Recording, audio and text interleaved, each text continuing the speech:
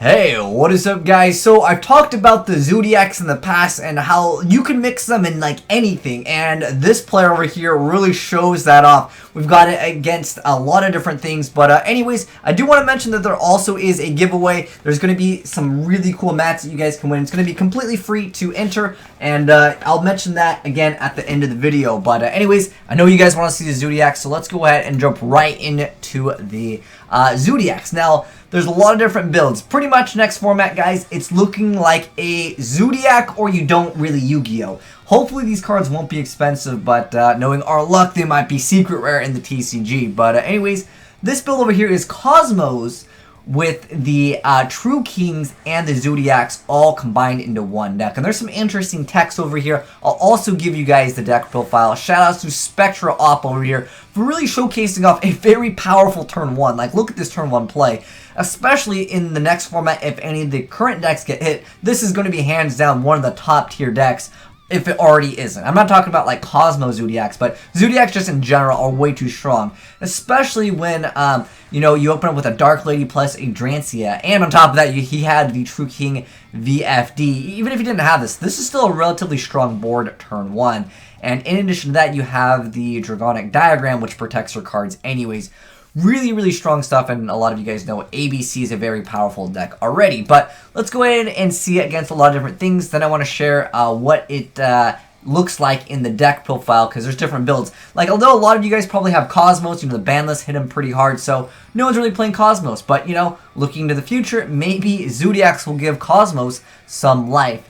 And in addition to that, I have Nekros mixed in with the Zodiac, which you guys will see, which is pretty crazy, because Cosmos, you know, was a deck that got hit by the ban list. Nekros got hit by the ban list time after time, and, you know, no one's really playing Nekros here in 2016. But maybe in 2017, we'll see some more Nekros players. But anyways, he's going to go ahead and make them all win. He's going to go ahead and tribute and get rid of his own opponent's monsters. So I think that that is crazy, that this can change the elements, and then you could use your opponent's monsters against them, like tributing them like a lava golem or something, but you get the monster, or like a kaiju. That's really cool. And, you know, I like when players think outside the box. I didn't even think about that you can just tribute your opponent's stuff, and, you know, you change their elements. Really good stuff. But I really feel like all it really comes down, guys, to is Momorat being just way too broken. I've heard about this on a lot of different forums. They're like, well, if this card Momorat gets limited or banned, then Zodiacs suck completely. And, you know,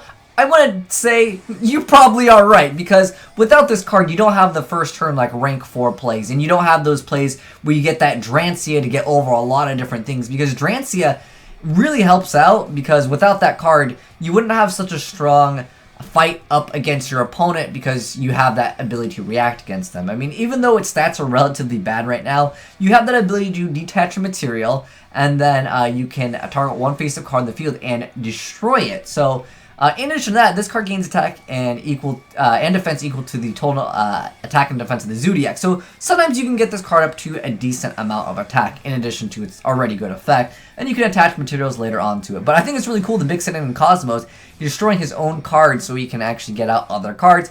Then he can proc Tin Can during the end phase. I know that was a really popular play back in the day when Cosmos were more relevant in the game, but again, no one's really playing Cosmos. He actually couldn't really make a play after that. But I want to share with you guys some Nekros, because I know Nekros was a really popular deck. It was arguably the best deck in that format at its maximum potential. And a lot of people were like, it's going to win YCS, it's going to win YCS. Well, other decks just took place over it, and also the ban list happened to you know, completely destroy them. So a lot of players are pretty upset about the Nekros deck getting hit so hard. And it's like, can we get at least one Shrit or something like that, Konami? Maybe in the future we will. And if they get more support, it's going to make the deck even better. You can see this guy over here, he's already playing the True King Cosmos, which I thought was a good mix-up. But the Zodiacs, just look at this. The Outer God Nalera over there, we got the Drancia, we got a Valkyris, and a Solemn to back this up. This is a very, very powerful turn 1 play. You see the E-Telly going for the tin can end phase over there because yeah, the hand not the greatest. Let's admit that, but nonetheless, Solemn Warning activated, so he's not going to go ahead and get his stuff out, and it's going to go ahead and pass to his turn, and obviously at this point, significant advantage, and that's kind of the problem. Originally, when I was looking at a lot of the True King Cosmo decks, sometimes you just open up bad, and that's just part of Yu-Gi-Oh! With, certain decks, you just have cards like Wolf, Lightsworn Beast, which you can't really do too much with, which is understandable, but he's got the Straw Man, he's going to go ahead and activate Straw Man's effect, go for the Tin Can. He's going to go ahead and have that effect negated, but he tributes it and gets out the Dark Eclipser over there. 3,000 attack, still a decent little card, but at the end of the day, the Trishula is still Trishula, and that card has definitely proved itself to be very strong time and time again. Not as good as the actual Synchro one, but nonetheless some cool stuff indeed. And there's also the seasonal direction to the Zoodiac, as they're called, but our first turn, Dark Lady, and having the True King Lithosasm, really good stuff over there. And then on top of that, it's basically a first turn Dark Eclipser too.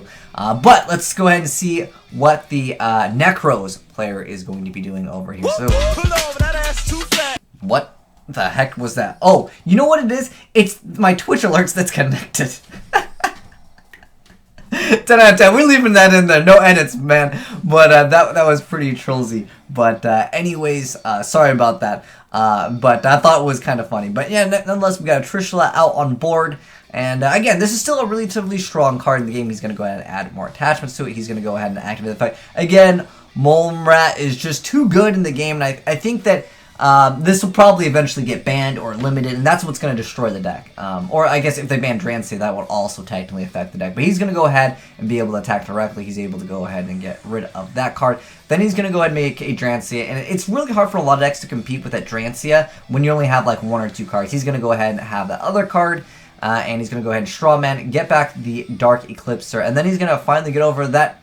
But Psyche, he's going to go ahead and have that destroyed. He can search it out for another card, but it's not going to really help him in this situation. But he's got a Tin Can that he can go ahead and potentially get out. That Forerunner later on, he's going to go ahead and get that Forerunner out right now. But the Herald of Arclight, still a pretty strong card. He's going to get rid of Strawman. He's going to attack into it and then crash it. And then he's going to go ahead and get rid of his opponent's Forerunner, and then obviously now he gets to attack directly for games. So you guys can definitely see that Necros in 2016 definitely not looking like a bad archetype to mess around with. But I know you guys want the deck profile, and I do mention that we would also mention the giveaway. So let me go ahead and give you guys the deck profile, and also mention that the giveaway that we're doing. So anyways, here's the giveaway. I'll link it down below in the description box. It's a really simple thing. It's Gleam, completely free to enter. And yeah, these are physical prizes, so keep in mind if you know, you're underage, just ask your mom if it's okay. Don't worry, I'm not going to sell your address to anyone. But yeah, as far as what we're giving away, they are these mats. So the guy that created these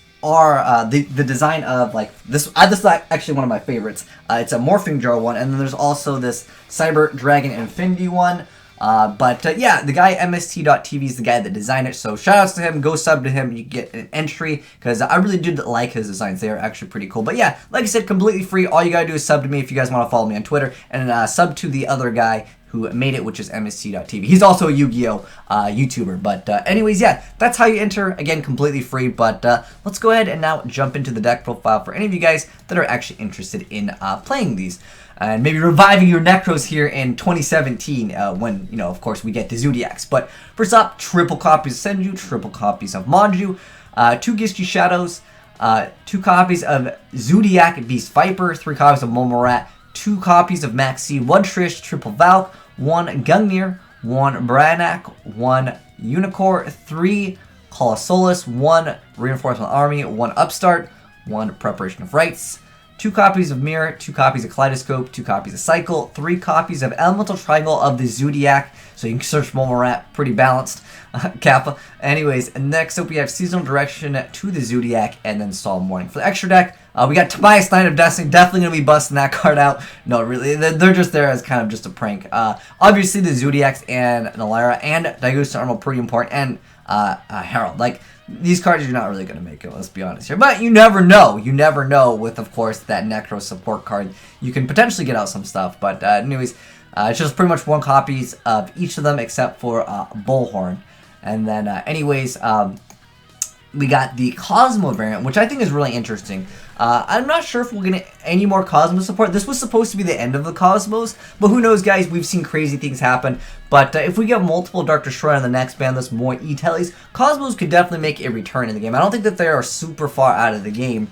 If they just got either A, more support, or B, they, you know, kind of helped them out on that ban list. But this is a 50-card deck. This is the Zodiac Cosmo True King. So first off, we got 1 copy of the Metatron, 3 copies of the Agna Mazud, the Vanisher, 3 copies of the Winwin Maramune. This is the really cool one where we saw in the replay where he actually used the True King BFD, converted things to win, and tributed his opponent's stuff. I like that. That's really cool. And then 3 copies of the True King Lithosasm, the Disaster, 3 copies of True King Baharastos, the Follower. Keep in mind, though, there might be awkward hands, but you can definitely make use of the Cosmo Town to cycle some stuff. But yeah, this could be a deck where you can open up really strange because you're playing a lot of really big monsters. So keep that in mind as well. You guys can kind of play around with the numbers if you want to. But next up, we have Cosmo Dark Destroyer at 1 because you can only play 1.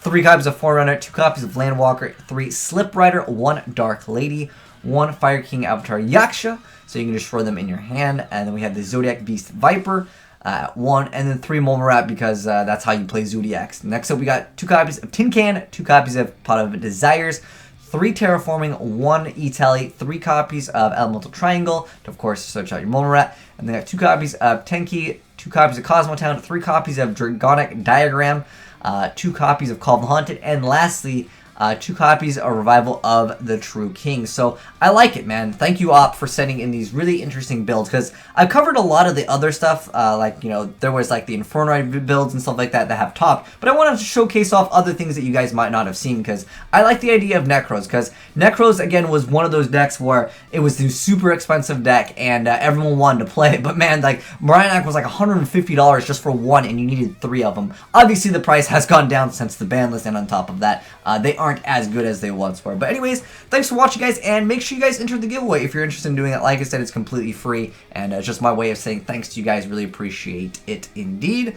But anyways, yeah, link down below in the description box. It's Gleam. Oh, by the way, make sure you guys click on, like, well, once you go to the site, you'll have to give them your email. That's where it's going to contact you, but keep in mind that you're going to also have to click that, like, sub to my YouTube channel. Just click on it, and where it says, like, +1, you guys are going to have to click on it. Even though you guys are probably already subbed, you have to click on it so it verifies, and it's going to email you through Gleam. And if you win and you happen to have a Twitter, please make the picture, post the mat after you receive it, and I will favorite and like the tweet, because I really appreciate it, and I like to show off that, you know, my giveaways are 100% legit. But anyways, thanks for watching, guys, and good luck in the giveaway. Thanks for watching, guys, and I'm signing out.